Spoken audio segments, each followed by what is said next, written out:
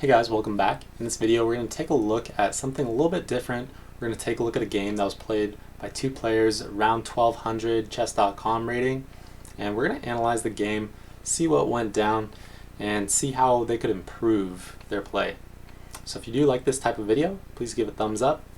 If you have comments on some of the moves, then please let me know down below. So let's get into the moves. They played an English opening, so as we know that's c4, and black actually played a King's English, so e5, and this is a perfectly valid way to play. White continued with knight f3, d6, so pretty rock solid, knight c3, knight f6, still a perfectly reasonable way to play. We had some opening moves. First move that is maybe a little bit questionable is queen b3, so we know that our most valuable pieces, they are the most mobile, so it actually makes sense to develop them last because we don't know exactly where they want to be. Maybe this queen wants to be on a4. Maybe it actually does want to be on b3, but maybe only after this guy is pushed forward at some later date. Or most typically, maybe queen will wind up on c2. We just don't know yet. Whereas other pieces, we know exactly where they want to be. White is playing an English opening, and when they're doing that, it's almost always about controlling this diagonal. So white should really make sure that they play the moves that they know they need to play. And part of that will be g3, bishop g2, and most likely a short-side castle. Okay, so anyway, queen b3 was played.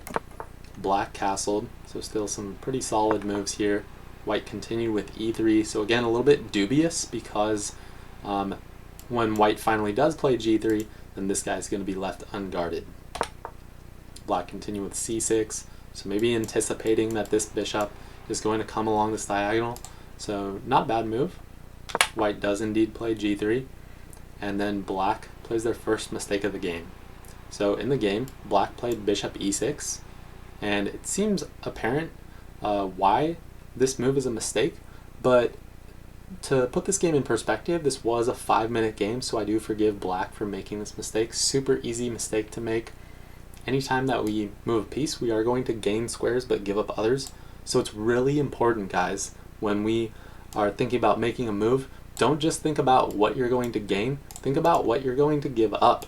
So this variation would be very bad for black. And move their knight to make sure their rook is guarded, but then white will just pick up a couple of pawns, which doesn't seem like a ton, but this is actually pretty darn good for white. So instead, what would you guys play with black? Maybe let me know in the comments. So this would be black's 7th move. Would you play maybe h6, 7 h6? Would you play b6? Would you play knight b to d7? Rook e8? Well, if you get my thoughts on this position, I think that black should maybe continue with maybe knight b to d7. b6 is also maybe seems a little bit slow, but not bad. So any of those moves seem okay for black. Okay, so bishop e6 was played. White didn't actually notice this, so they didn't pick up that queen b7 is a powerful move and just continued with their plan. So another common mistake is not capitalizing on our opponent's mistakes. So bishop g2, b5, this fixed the problem on b7, and also note that we have a pin here, so white can't capture. So queen c2 was played, and again, this is sort of returning the favor. So black gave up b7, but now white gave up c4. So black did this time capitalize on this mistake. So b takes c, and then if white had captured, then black would have the last laugh on c4. So instead, white played d4, and then we had knight b to d7, and then we captured, and as a result of that, black did wind up with some dulled pawns, but they're probably still doing okay here. So it's probably a little bit better to play with the black pieces. In the game, white continued, took a very aggressive approach, and played knight g5. So white isn't castled yet. White still has some other pieces that they need to figure out what they're going to do with. Probably was a little bit premature to play this, but it worked out for them, so it's hard to knock something that worked. So knight g5, now white's threatening to maybe get rid of black's bishop pair and double and isolate black's e-pawns. So this seems like a pretty decent threat. Black probably should have continued with bishop d5. So this is actually a pretty reasonable defense, even though black would still be giving up their bishops. If they do that, then they're going to be able to undouble their pawns. So just a thought. Anyway, after this, black continued with knight g4, so definitely an aggressive approach here. White continued, just capturing. So both sides really just paying attention to their own plans, and it seems like they've neglected what their opponent is up to. So you really need to watch both sides. So f captures e6, and then again white just continued along with their own plan, not looking at the threats that black has. If I let you guys pause the video, what do you think you should do with the black pieces here? Because it seems like right now there's an aggressive attacker against a8. Okay, so if you found this move, then congrats. Rook takes f2. This seems like actually gives black some good practical chances. So this is going to make white a little bit uncomfortable because their king is going to have a tough time castling. Yes, white could try, for example, like takes, takes, takes, takes, or they could try and maybe get this guy later on, but that's probably just not going to work out for white very well.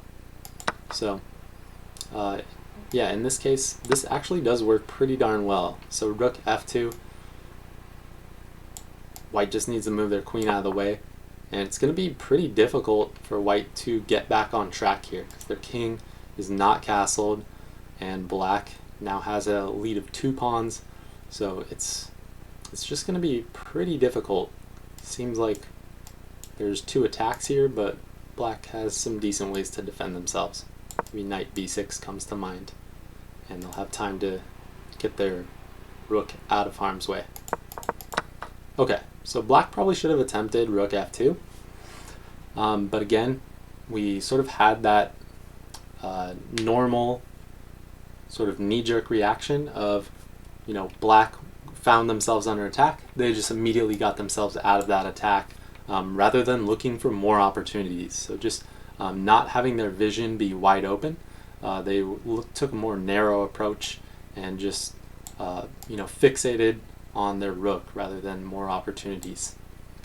So rook c8, and then we had a blunder from white. So because this move was played and this rook wasn't actually really moved, white actually just hung their bishop on f3. So what would you guys do with white? Where does this guy belong? What does white need to do here?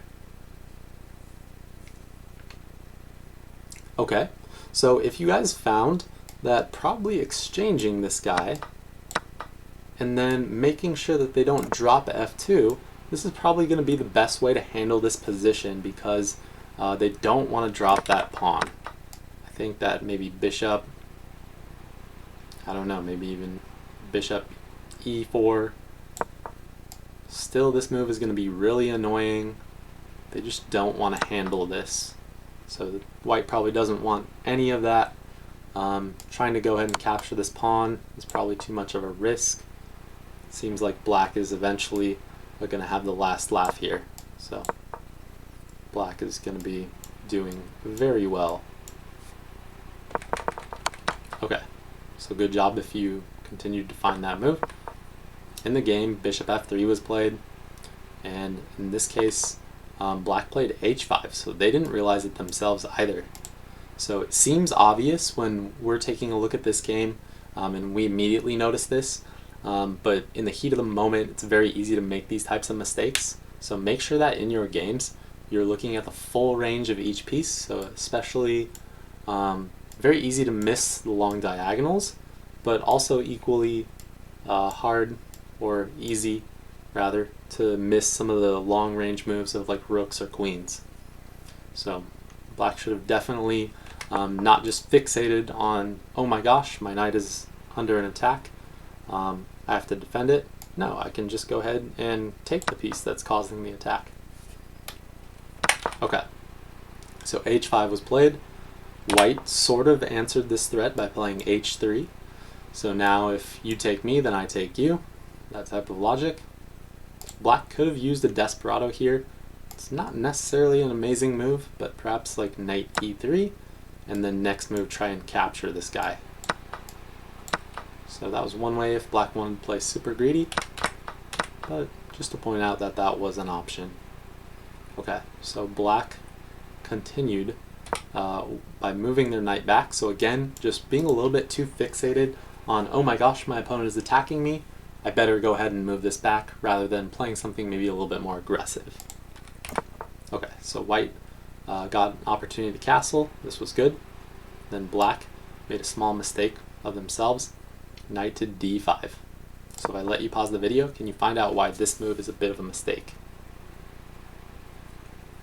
Okay, so if you found that after bishop takes, pawn takes, knight takes, then white is going to win an important pawn in the center, and that's going to be good for white. They're going to sort of get their feet set, and white is actually not doing too bad here. Maybe if white is able to get e4 in, then they'll be in business. Okay, so other than that, it seemed like this was a powerful move because black is looking at their bishop, but since they can get it out of the way while capturing, this was definitely better for white. Okay, so in the game, white unfortunately blundered here and played bishop d2. This time black was awake at the wheel instead of being asleep and actually did go ahead and capture this bishop. Then white made an understandable mistake. They sort of panicked after making a blunder, make a second blunder of course by playing b3. So this one doesn't really help white very much. It is hard to offer white some good advice here, but definitely better than helping his opponent and opening up this file, which actually wasn't played in the game. White should find something else to do, something a little bit more active, like perhaps e4, help their bishop out, gain a little bit more activity, force black to come off of this square, which is good. Okay, but in the game, b3 was played, and then black captured here, but yeah, it probably would have been more accurate for black to continue this way and then give a knight c5, and black is just trampling all over white's position. They have more space, they have more control, they have more initiative, and black is just doing really, really, really well here. Okay, so in the game, knight takes knight was played instead, and then bishop captures, capture, capture, and then rook f6. So black was concerned about e6, but there was actually a better move here. If I let you guys pause the video, can you find the better move for black? Okay, so if you found knight c5, then congrats. This is another one of those moves where we're going to do basically what we needed to do, but it's going to be more because we're going to improve our knight, and we're also going to gain time on the queen on b3. So this is definitely a more aggressive approach that probably would have worked out a little bit better. So anyway, rook f6 was played. White continued with f4. Seems like this move is a little bit desperate. White should maybe not lose their cool and play something else that's a little bit more productive rather than maybe opening up some lines around their king, maybe opening up this diagonal a little bit. What would you guys do here with white pieces? Okay, so if you found maybe rook a d1, maybe even rook f to d1, I think these would be a little bit more active, a little bit better, and not sort of compromising the king safety. So maybe rook a d1, and then we can actually threaten to take on e5 because of the pin on the d7 knight. Okay. Anyway, f4 was played, queen f8, captures, captures, captures, and then black need to play queen e8, white captured on e6, king h7, and in this position, white needs to guard their bishop, but instead played rook f7. So this is an interesting move. Black did indeed go ahead and capture here. So it is quite interesting. white should have played a different move than what they played in the game. In the game they played queen f5 check, trying to go for this maybe a checkmate or something like that, but black just has too many pieces. They're gonna need more material than this. So what else could white do here? Okay, so if you found rook takes e7, then good job. This move seems a lot better because white is threatening to maybe get back to equality here. And it seems like black actually can't find a really great square for their queen. Perhaps black can play queen g6, and then if white just captures here, then bad things are going to happen. So perhaps captures, captures, captures, captures, and then we might actually have almost an equal position here. So we could liquidate maybe something like this, and you know, white has that extra pawn, so it's kind of difficult to say exactly if one side is definitely winning or not. Okay, but anyway, queen f5 was played and king g8. Then white pressed forward, so e6 made some sense, trying to support his rook, attack this guy. So knight f6 was played, and then queen g6. So white is continuing to press and make some threats, which makes some sense, but black defended themselves well. Bishop f8, and then white maybe had one more chance to maybe still have a losing position, but not a horribly lost position. If you pause the video, what could you come up with? Okay, so white can play this fancy move. They could probably play rook takes f6 here, so exploiting the pin against the g7 pawn, and it simultaneously defends the queen on g6. So this is actually a reasonable way to try and recover some of the lost material. After, of course, queen g6, rook g6, then black is ahead a piece, but white does have an extra pawn even after rook takes e3. So it's hard to say exactly, but it seems like white is kind of surviving here, and they could go for something like this. So hard to say exactly, but maybe that was a better try than what was played in the game. White played a move that was actually really common and happened a couple times in this game. They made a move where they gained some squares, but they gave up others, and so black just captured on f7, and that was pretty much all she wrote. So after queen takes f7, white is just out of gas here. They could try like one more move, but just is all show, all bark no bite. Black can just recapture. Either way, doesn't matter, anything's winning. King f8, and that would be pretty much it. In the game they played on, but the result was pretty much decided at this point, so it doesn't matter so much to review the remaining moves. So key takeaways from this game: we're making sure that we look for other ways of handling threats. So especially back when we had bishop c6, black needed to think about more than just, oh my gosh, my piece X, piece Y, piece Z is under an attack, I have to defend him. No, you don't. You might need to defend him. You might have some other opportunities. So that was a key takeaway. And then as for white, their main mistakes were just putting their pieces on squares that were not safe. So eventually this bishop wound up on f3. Other mistakes when they played their bishop to d2 and just left one of their pieces hanging, that was just not quite the best move. So hopefully you guys did learn something or enjoy this style of video. If you did, then please give a thumbs up, and I will catch you guys in the next one. So long for now.